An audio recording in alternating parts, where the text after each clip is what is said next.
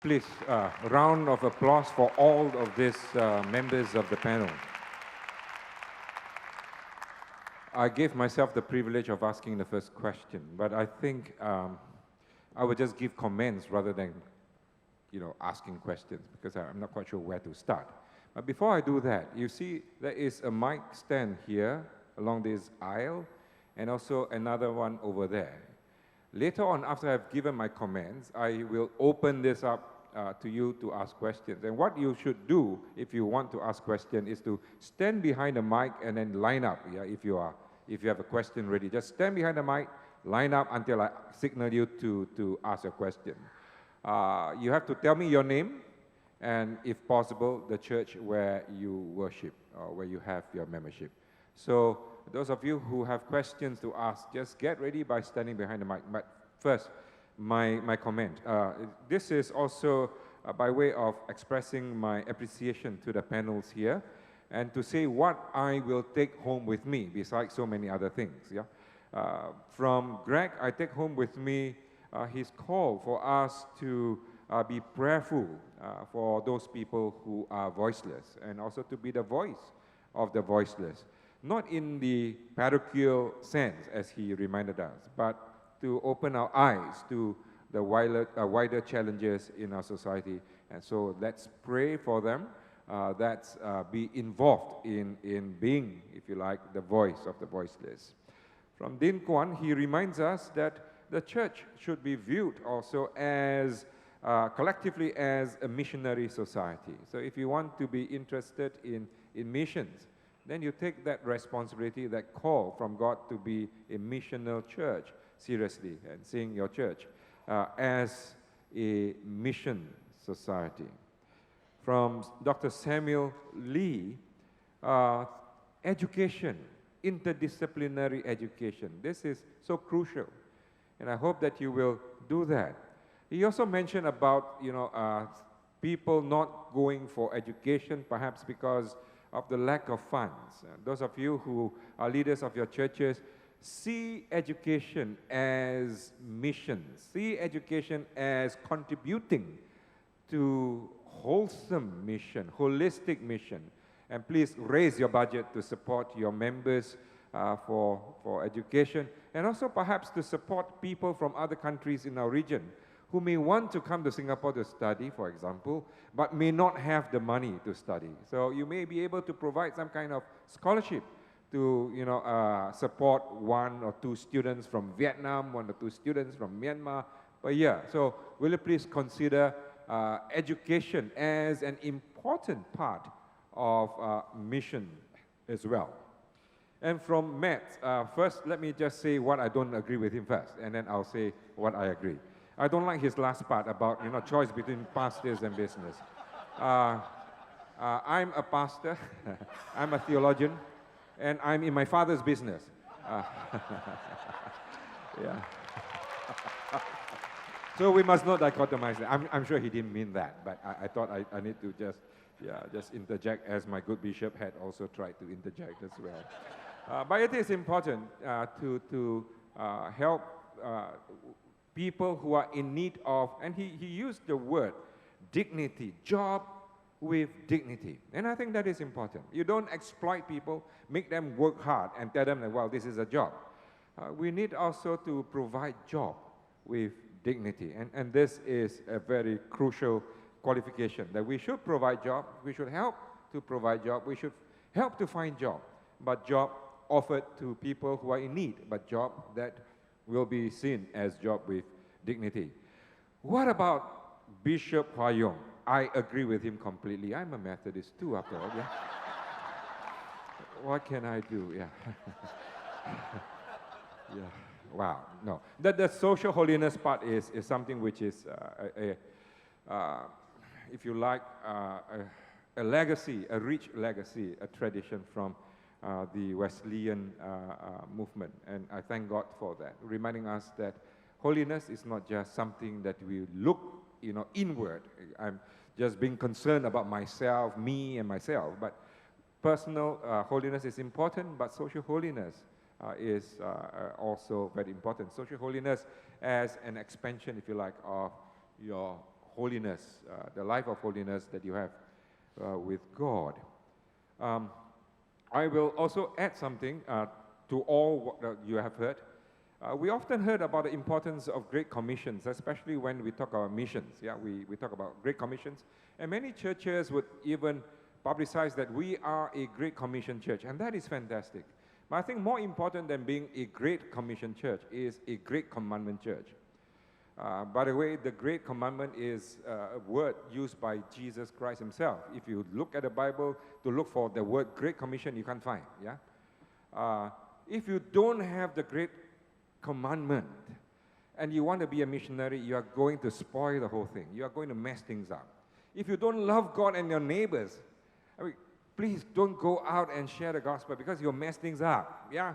So get your first things first, and that is to say, love God and your neighbors first.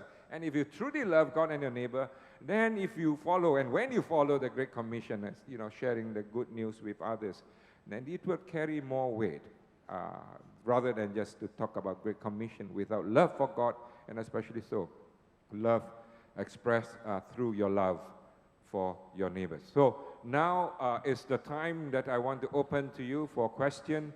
I have one person there, and the others who may want to ask questions can just line behind the person who is asking a question. Tell me your name and then also the church, and keep your question short.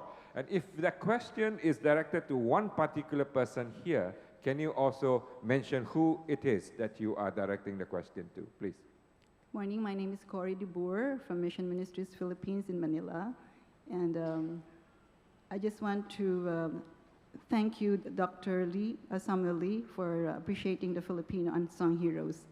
My question is about your comment on providing free education for the marginalized, because that's what my advocacy is all about. And we have a program to equip leaders on how to work in the slums. So could you just tell us, how do you do this? Because really, theological education is so expensive now. How do you provide that? And how can we really, what lessons are we learning from you? Dr. Lee. Thank you very much. In fact, we have 4 extensions in Philippines, especially in the Laguna region, and almost 200 students already graduated from our school in the Philippines. The oldest was a man, I think, from 65 years old, who had his first degree in his hand, and he was full of tears. He was a pastor, but never had a chance to study. And on his graduation day, I was there. He shared a testimony. He was full of tears to hold that in his hand. And what we do is that we work with volunteer educators.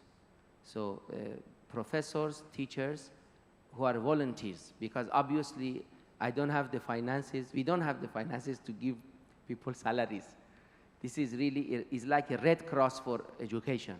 So we work with volunteers who have the same passion, who say that I'm willing to share what I've studied at university, I'm willing to share that with others. So basically the budget is low because of that. And then what we do in the Netherlands, again, we work with volunteers, and then we offer the education for example, refugees. Let's say, I don't think you have the refugee camps here in Singapore. I think you don't have. But in Holland, we have refugee camps, and there are refugees there. And these refugees sometimes have to wait 2 years or 3 years for their education. And they are depressed, they are, feeling very down. So we have the chance to offer them free education. So they come in the weekends to our facility, we offer them education, and then they start feeling self-dignity, they start believing in themselves again, and then even when they go back to their country, in case they don't get the answer, they have at least a certificate or a diploma, they go back. So they don't go back as an unwanted refugee, they go back as a graduate student. Okay, thank you. And just to encourage you, thank you. I'd like you to know that we're developing, and we have developed a program to equip leaders among the poor. It's called Certificate and Masters in Transformational Urban Leadership. And Yes. that's to equip the leaders so that they know how to engage in society and Thank you. justice. Thank you very Thank much. Thank you very much. Let me just also say a word to my distinguished panels here. If you have other contributions, although the question may not be directed to you, please feel free also to add to whoever may be asked that question. So please, yeah. Here first, and then I come to you. Thank you, Rev Dr Daniel Koh. I'm Samuel Locke from Pentecost Methodist Church. This is more by way of dialogue, and I'd like to just comment and invite the response from Mat Stunak. You mentioned 1.8 billion who are lost their jobs, and largely in the poorer windows of the world. We are talking also about the urban missions field, and I believe that you might also agree that there's also a rising middle class, a group of people who are losing employment. This is the phenomena of the restructured economy. So the PMEBs, professionals, managers, executives, and business people. So this might be a new mission group or area of concern. And actually, in the light of this, governments, including my government, are saying that some of these jobs will never come back again. And I've been in dialogue with Taman himself, and I said that we need a more vibrant small, medium enterprise sector. So may I suggest and invite your comment as well, would you not think that one of the mission's responses for the church or the Christian community is to form businesses? Because businesses employ people, and they create a space in which we can minister and sustain the engagement of people in sustainable economic aspects. So this is one aspect of it, and the other one really is, I hope to invite your comment, and the other one is to a response to Dr. Hua Yung's comment about the contribution of the Methodist Church. I'm a Methodist too, and the Pentecostal Church, the middle-class work ethic that provided the ideal model worker for the Industrial Revolution. I totally agree with that. But I've also seen in my company, ExxonMobil and Asia Pacific Breweries, when mergers and acquisition come in, some of the very good employees lose their jobs. There's nothing to say about it. The boxes are filled, the people are cut off, and that's the end of the story. So I think perhaps also in this response also to engage Gregory, because we converse quite a bit. Sometimes it's not just the issue of a good worker keeps his job. Sometimes it's legislation. And we are living in a different world from the Industrial Revolution of converging economies, of movement towards one world government, of denial of rights in a very subtle way that the public does not see. And this is a space that we need the lawyers to defend and protect, because today having good working ethics is not enough to keep your job. So I just want to invite comments from all parties. And thank you very much. Before the comment, please sit down and you don't have to stand there so long. I remember you there. Just sit down next to the mic. Sit down next to the mic there, and I'll call on you.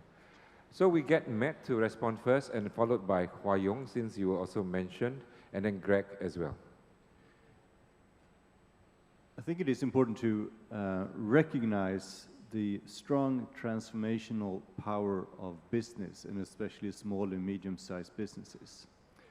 The biggest lift out of poverty in the history of mankind has happened in our generation, not through aid or development or micro-businesses, but through business in China, especially in the small and medium-sized sector. Now, learn from history, and as my esteemed pastor friend, God can use pastors as well. As we learn from history and from Britain and the Methodists, we could also look at the Quakers. The Quakers were an interesting group of people who also had a very integrated view on serving God and people. They actually had as a motto to be spiritual and solvent.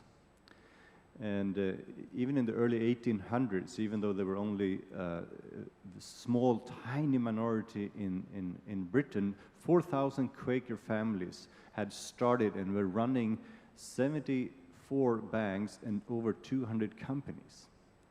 Now, part of the thing is that in their worship halls, sort of in their chapels, when they had their worship services, they also discussed business plans. What businesses are we to start? And they also, in the same meeting halls, in the same group, they had accountability and transparency groups where those who were running banks and businesses, like Barclays and Lloyds and Cadbury's Chocolate, they all came from the Quakers, they were then to report back, how are you running your business? How are you treating your employees and so forth? So we can learn from them. They took seriously, how can we as followers of Jesus engage in serving God in our communities, shaping business for God and for the common good.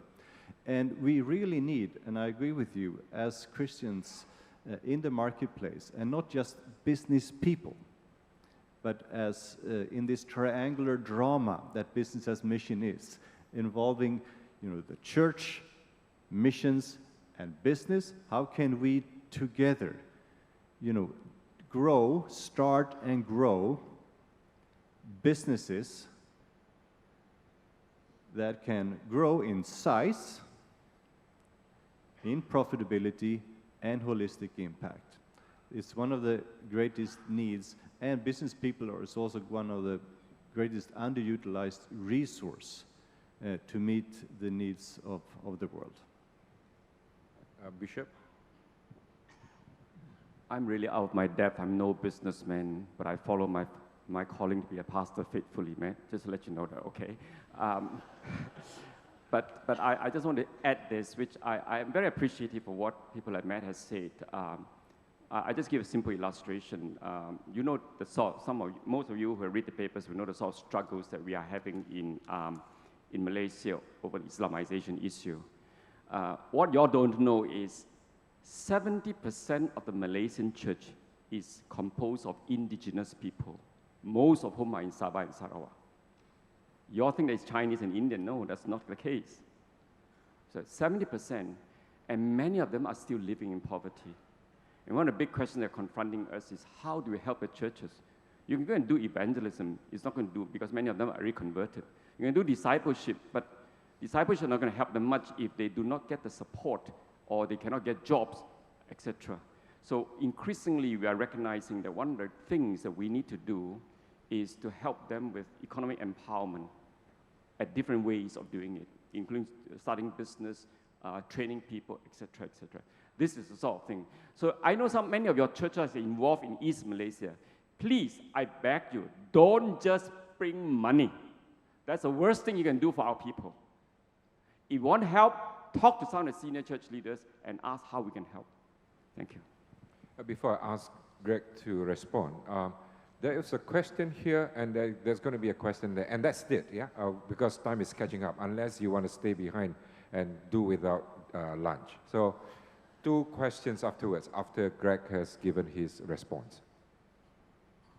Thank you. Just to add some perspectives, I think, to that last question that Samuel asked. I agree that lawyers do have a valuable role to play, and one of the ways in which the Christian lawyers are getting engaged in terms of seeing themselves as instruments of justice and helping the indigent, those who can't afford to pay for legal services, to get help, is through settings like legal clinics. And we do have 2 legal clinics working in partnership with local churches, where the local church sees that as an avenue of community engagement, and the Christian lawyers give their talent to come and serve in these clinics to provide free legal aid. And a bread and butter issue that crops up in that setting, would be employment-related issues. HealthServe also has a legal clinic, and some of our Christian lawyers, and I'm thrilled that many of our young Christian lawyers are beginning to catch this passion and this vision. I'm excited to see the Gen Yers embrace pro bono legal services in a greater way than my generation and the generations that have gone before me. And so I think there is change coming in that area.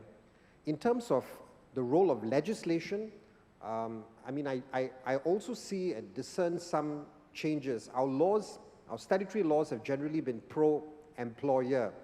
And that's probably been put forward as a reason why we have a very productive economy. But there seems to be, and this is not just my view, but it's the view of some other employment lawyers and also policymakers, there seems to be some subtle shift towards a bit more of a pro-employee stance. And you see that in the latest round of amendments to the Employment Act, where there is a redefinition or recrafting of the definition of employee so that more employees now can enjoy the protection of becoming an employee for the purposes of the Employment Act. There are certainly protections in the Employment of Foreign Workers Act as well, for those who come from abroad. We also need to pray and remember the voices in Parliament who have a role in this legislation, that God will appoint godly men and women to Parliament who espouse the right values, and that God will also have his Mordecais and Esthers among the legislative branch of Attorney General's chambers to help craft the right types of laws. So I think lawyers have their role, legislation has its role, legislators have their role. And as we move towards trying to tackle the global challenges, there's also increasingly going to be challenges of global laws coming together. Thank you. Okay. Give me your name, church, and then your question, followed immediately by your name and also church and question. We'll take the two questions together. Hi, good morning. My name is Joel. I worship at Adam Road Presbyterian. My question today is a rather simple one, but it's also rather specific, and it's directed to both Greg and Mats. The question is really about human trafficking and particularly sex trafficking. And to give you a bit of background, Greg has mentioned this ministry in Singapore called Tamar Village. And so I've had the opportunity, I think sometime 2 years back, to listen to the people who were running Tamar Village, who were reaching out to streetwalkers in Geylang. And the impression I got was that a lot of them are stuck where they are because they have practically no education. So there really is nothing economically viable for them to do as an alternative. And so my question, and Mats, you've mentioned that without jobs creation, the human trafficking problem cannot be solved.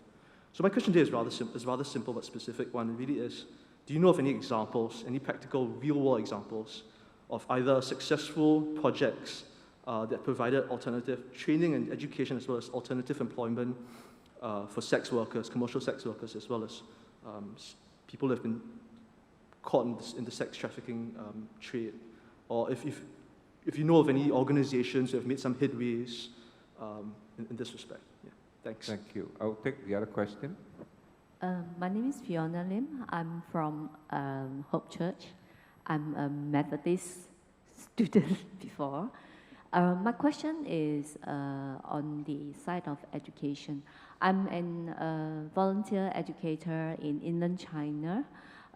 My question is that how do we or are the churches taking from here, once we plant that seed, the master seed of the students that we reach out to, besides just educating them in the fields of education, my function was to help the graduates and undergrads in looking into their future prospect.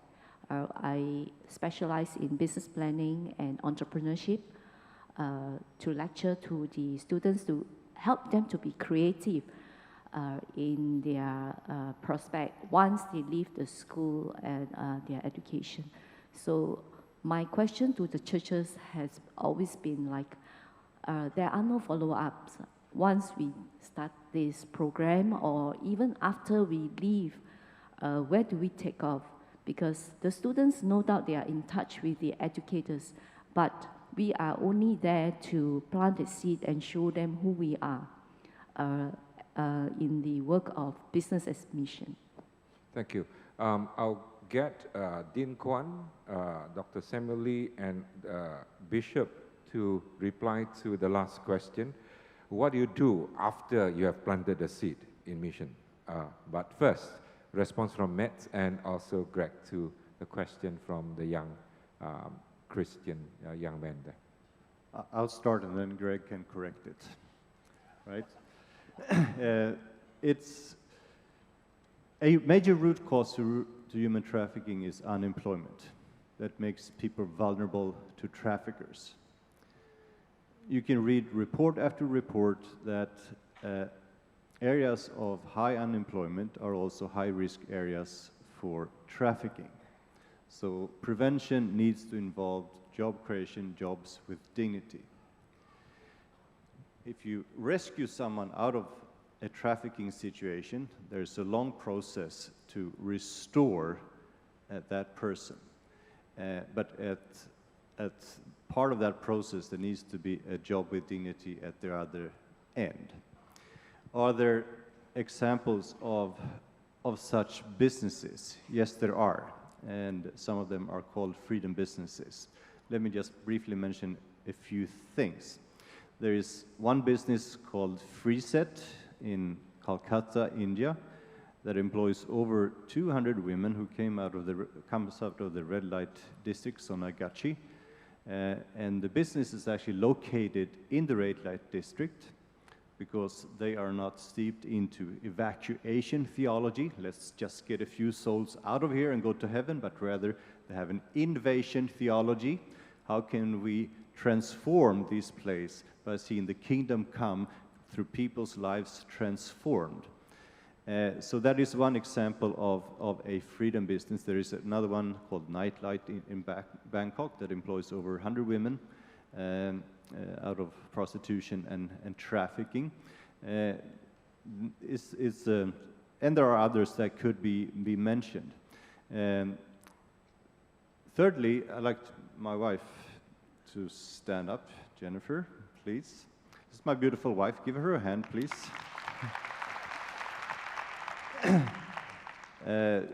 She works both with the World Evangelical Alliance and with the something called the European Freedom Network that she and some other people started, which is a pan-European alliance of 140 agencies and initiatives in 35 countries in Europe trying to respond to those issues. How do we build bridges to freedom, which includes businesses, starting freedom businesses. My wife was also one of the leaders of the working group for the global think tank on business as mission, dealing with business as mission and human trafficking. And one outcome of that process is that they are looking into starting a freedom business association. And my wife just came back from Cambodia yesterday, where she met with some of the people in Cambodia, for example, who are starting businesses to help people for this. So if you're interested really in the whole issue of freedom businesses that are especially focusing on the whole area of helping trafficking victims, please talk to my wife. She's nice, she's smart. She did a good choice, she married me, you know. Maybe it was the other way around. It will be difficult to correct that. Everything that Mads has said is so pertinent and I think helpful in addressing that question. My view is that you cannot solve the problem of human trafficking without the businessmen getting involved. The businessmen and businesswomen need to be involved because jobs are a critical part of the equation, both in terms of the prevention stage as well as the rescue stage. In terms of practical examples, I think Mads has cited some, and you will notice that from those examples, they are all in the countries of origin. You have to really find a solution in some of the countries of origin, Thailand, Cambodia, India, as well as Indonesia. And one of the partners that we've been talking to and working with is also trying to work actively in Indonesia, specifically among the Gayo people in Sumatra, who are a vulnerable people group. And so one of the ways that they intentionally work with them is to get them into coffee growing and being part of a fair, cooperative enterprise so that that becomes a viable alternative to being lured by someone who wants to prey on them, to bring them into the sex trade. At the same time, I think, as Mats has mentioned as well, I think there's a lot of complexity when you're working with those who have been rescued because of a holistic restoration work that's needed. in terms of physical healing, in terms of spiritual work that needs to take place. There's a lot of trauma, and this is only the tip of the iceberg, but the authority on this is Jennifer Tunahag. And you can talk to her as well for some other examples of European freedom businesses. So there are examples that exist. I think Tama's the closest one in Singapore. We need to strengthen them. We probably need to see a lot more. Now I ask Dean Kwan, and then Dr. Samuel Lee and Bishop Hua Yong. You have only 1 minute each. Okay. What do you do after planting a seed? What do you do after you bring a person to faith? I think the key is to help the person to grow in community. Because without community, the person is not going to grow effectively. And I think we always, we should think long term. A person who comes to faith has got many years ahead. And the more the person develops, the better he is or she is for the future of the kingdom. Think of Mark. Now, Mark, who began as the helper, we know in the story, in the Acts account, along the way, it didn't happen too well, right? He left the journey, but look at Mark from a more comprehensive perspective. Mark wrote the Gospel of Mark, and Mark took the Gospel to the Egyptian people, and that's because I believe he was part of a group that nurtured him. So I think we need to put people into community, because only Christian communities nurture the way God intends us to. Thank you. Thank you, Dean Kwan. Thank you. I think the question of the sister was addressed to the church. So the church can answer. No, I think, I'm not sure if I got the question correctly, but what do you do after you have educated the students? What is the opportunity for them, no? Is it that the point of the question? Yeah, they need a job. That's why I think the Yes? The question is not just to the church, but to the community of churches. Yes. Because after the students are being, we share, but in creative access nations, we cannot share the word, but we share through ourselves, our own discipline. But what the people wanted is not just saving souls, but wanting to know for their economic status, what can they do, what jobs can they do. So part of my question is creativity in jobs, creating jobs, helping them to be creative so that they can come up with a business or something of their own to support themselves, because poverty is the main reason that many of the students are in inland China university, because they cannot afford the universities in the first class cities. We have to stop you there now and then continue with you. Yes, I think the answer, simplistic. We have to connect to the businessmen and connect to the lawyers and the community as a network to find a platform for them. That's my thinking. Thank you so much. Bishop? I don't really think I have anything to add to what has been said by Dr. Samuel Lee. The only thing I want to caution us against is to think that we can answer all the problems. We can't. If God calls you to start a school there, He will ask you to go and start a school. Just concentrate on that. And you pray and ask the Lord to guide the students how. You cannot solve all the problems. You'll kill yourself doing that. Okay?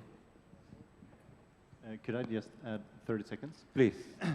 I think it's actually critical what Dr. Samuel Lee is saying. We need vertical linking between various groups, because these are not silo problems we're looking at. These are complex issues. So if you are to see transformation of societies, we also need to look at how do we work together as educators, as business people, as pastors, as lawyers. And I'm glad we have that representation here at the panel, because that is a case in point. Thank you so much. Will you please join me in expressing our appreciation to this distinguished panel? They have done a marvelous job, and thank God for their contribution.